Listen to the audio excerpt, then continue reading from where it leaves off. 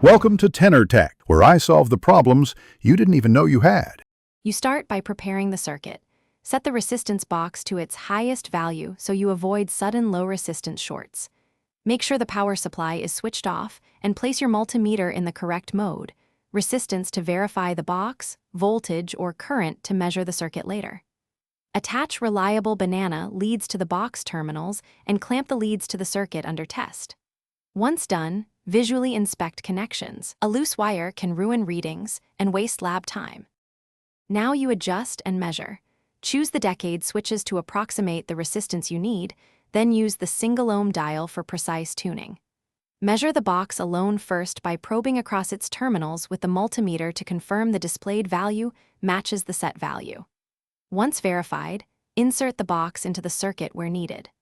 Turn on the power and measure voltage and current across the component to calculate resistance. This ensures you know how the box value affects circuit behavior.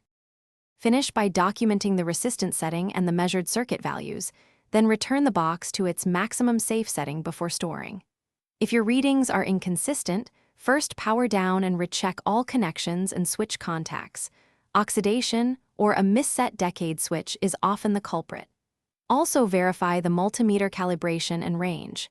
If the box gets warm, reduce power by using resistors in series or lowering supply voltage. This protects the box and keeps your measurements reliable. Thanks for watching. Subscribe to keep your life in tune.